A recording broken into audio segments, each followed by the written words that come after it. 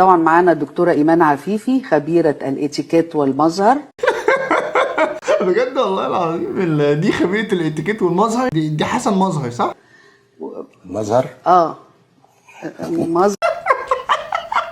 انا لسه بقول والله فنان، يعني انا مش فاهم، عايزين مقدمة تليق بالفنان يعني. مظهر.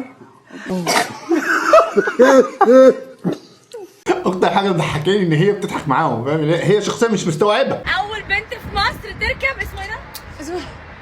تركب زيب لاين.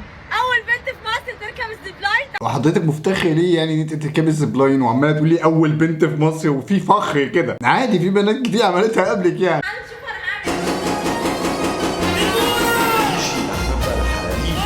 كل دي تكتيفه عشان هتركبي الزيب لاين؟ كبرتوا الموضوع قوي والله.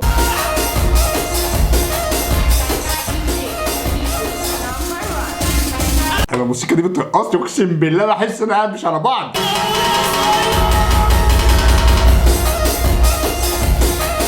لا مش واقعي فعلا، الزبلاين ده كبير قوي يعني. شوف عدت البحر كله بالزبلاين ما شاء الله، انا ده اكبر زبلاين شفناه في الدنيا.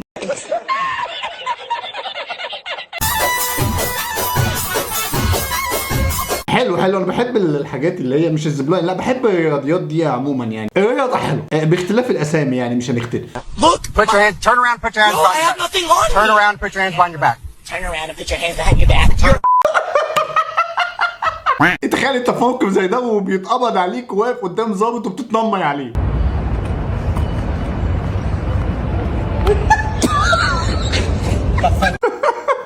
هو عملها ازاي؟ بجد يعني تحسها حركة سهلة. تعالى كده نكمل.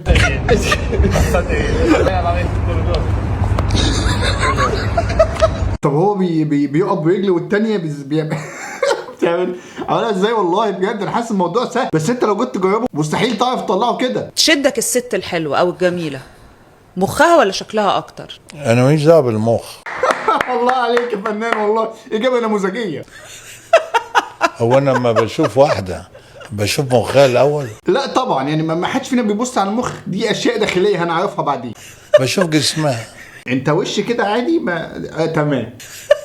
بشوف انوثتها، بشوف جمالها، بشوف رقتها، لطفها. طبعا طبعا يعني الفنان عنده حق الصراحه، هو وصف كل الرجاله يعني.